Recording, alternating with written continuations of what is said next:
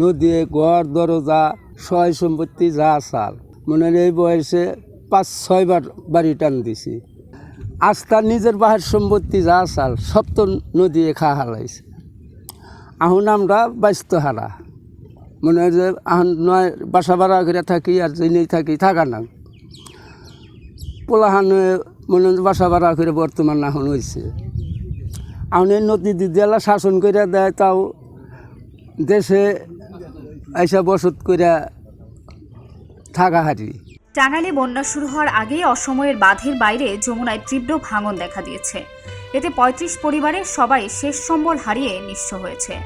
বাড়িঘর হারিয়ে কেউ খোলা আকাশের নিচে, কেউ বা অন্যের জমিতে আশ্রয় নিয়েছেন। ক্ষতিগ্রস্তদের দাবি সাহায্য নয়, ভাঙন কবলিত এলাকায় বাঁধ নির্মাণ করে শেষ সম্বলটুকু বাঁচানো হোক।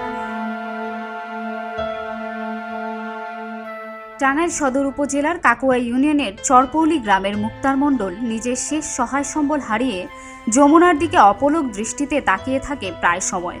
৬২ বছরের এই বয়স্ক লোকটি গত বছর আয়ের সম্পূর্ণ টাকা দিয়ে সুন্দর একটি বাড়ি তৈরি করেছিলেন। যমুনা নদী তার স্বপ্নের বাড়িসহ আবাদি জমি কেড়ে নেয়। গত বছর রক্ষা পাওয়া একটি ক্ষেতে ঝুপড়ি তৈরি করে বসবাস শুরু করেন মুক্তার। এবছর অসময়ের ভাঙনে সেই সম্বলটুকু হারিয়ে নিঃস্ব হয়েছেন তিনি। বংশের চিহ্ন বলতে আর কিছুই থাকলো না তার। শুধু মুক্তার মণ্ডলী নয়, যমুনা নদীর অসময়ের ভাঙনে এবছর ৩৫ পরিবার হারিয়েছে বাড়িঘর। অসময়ের ভাঙন শুরু হয় অনেকেই আগেই বাড়িঘর সরিয়ে অন্যত্র নিয়ে যাচ্ছে। আমরা এই ছোটকাল থেকে নদী ভাঙতেছে কিন্তু আমাদের এলাকায় কোনো কাজ হচ্ছে না। ঠিক আছে, কিছু কাজ হচ্ছে, তাও এটা কাজের মধ্যে না, কাজের এই পর্যন্ত শেষ হচ্ছে, কিন্তু আমাদের ওই আগা মাথায় কোনো কাজ হয় নাই। মানে অনেক বাড়ি ঘর নদীতে গিয়েছে, ঘর দর উঠাইতে পারে নাই কে, মানে কল টল ঝা ছিল সব নদীতে গিয়েছে। মানে কালকেও অনেক ভাঙনে গেছে, মানে রাত্রে যদি ভাঙা যায় এই বয়ে আমরা ঘর সরাইতেছি। আমাদের প্রধানমন্ত্রী কোনো খোঁজ খবর নেয় না, মেম্বার চেয়ারম্যান এমপি টেমপি কেউ আসে না। এখন আমাদের থাকা জায়গা নাই, কি করে খাই কি করি না করি, আজ নাই দিন নাই, কি অবস্থা লাগছে। গতকালও 5 জায়গা মতো ভেঙে গেছে এই জায়গায়, এই উত্তর সাইডে 5 বার ভাঙছি মনে করেন যে এবার আইসি, এবার যে আমি কোনানে আমার ঠাই নু না জায়গাটা নেই। দয়া করে বস্তা ফালাও দিল আমাদের অবশ্যই করে দিলেন নি, তাও আমরা দিলা থাকা হলাম নি। আমাদের বাড়ি ঘর কিচ্ছু নেই, আমাদের টাকা পয়সাও নাই, আমরা কোনানে জায়গাও নহন না। ৩০ বছর যাবৎ কাকুয়া ইউনিয়নের বিভিন্ন গ্রামে যমুনার ভাঙন শুরু হয়। ইতোমধ্যে প্রায় 1.5 কিলোমিটার চরপৌলি গ্রাম যমুনার ভাঙনে বিলীন হয়েছে। গত মঙ্গলবারের ভাঙনে ৩৫ পরিবারের প্রায় 3 কোটি টাকার ক্ষতি হয়েছে। বাকি বাঁধের কাজ শেষ করার জোর দাবি জানান এই ইউপি সদস্য।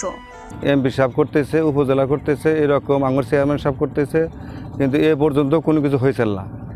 বর্তমানে আয়া এই বস্তার কাজ শুরু হয়েছে, যতটুকুন বস্তার কাজ হয়েছে ততটুকুন নদী খুব সুস্থভাবে আছে, কিন্তু আমরা যে জায়গায় দাঁড়াইছি এই জায়গায় বস্তার কাজ হয় নাই বিদায় এই বছর এই গত পরশু দিন 30-35টা বাড়ি ভেঙে গেছে। তারা সর্বহারা হয়ে গেছে, তাদের কোনো জায়গা নাই। আমাদের এলাকাটা দরিদ্র। এশীয় উন্নয়ন ব্যাংকের আর্থিক সহায়তায় জিও ব্যাগ ফেলে যমুনার তীরে বাঁধের কাজ শুরু হয়েছে। সদরের চরপৌলি, কালীহাতির বৈভব বাড়ি ও আলিপুর এলাকায় বাকি 1625 মিটার বাঁধের কাজের জন্য নতুন প্রকল্পের অনুমোদন হয়েছে। আগামী শুকনো মৌসুমে এটি বাস্তবায়ন করা হবে। যমুনা নদীর বাম তীরে এই চলমান বর্ষা মৌসুমে নদী ভাঙন দেখা দেওয়ায় আমরা সঙ্গে সঙ্গে ঊর্ধ্বতন কর্তৃপক্ষকে বিষয়টি জানিয়েছি এবং অতি শীঘ্রই আমাদের ভাঙন কবলিত স্থানে জিও ব্যাগ, বালি ভর্তি জিও ব্যাগ এবং জিও2 ডাম্পিং করে আমরা অস্থায়ীভাবে এই ভাঙন প্রতিরোধের ব্যবস্থা গ্রহণ করব। উক্ত অংশে ইতিমধ্যেই বিশ্বব্যাংকের আর্থিক সহায়তায় একটি উন্নয়ন প্রকল্প অনুমোদন হয়েছে, যার কাজ আগামী শুষ্ক মৌসুমে শুরু হবে এবং সেই প্রকল্পের আওতায় আমরা 6টি পারমিয়েবল টপ ব্লক ড্রয়ের নির্মাণের মাধ্যমে 1625 মিটার দৈর্ঘ্যে নদীটি প্রতিরক্ষা কাজ বাস্তবায়ন করব। এলো মুক্ত চিন্তার স্বাধীন দৈনিক খবরের কাগজ। এখন খবর হবে নিখাত, নির্ভীক, নিরপেক্ষ।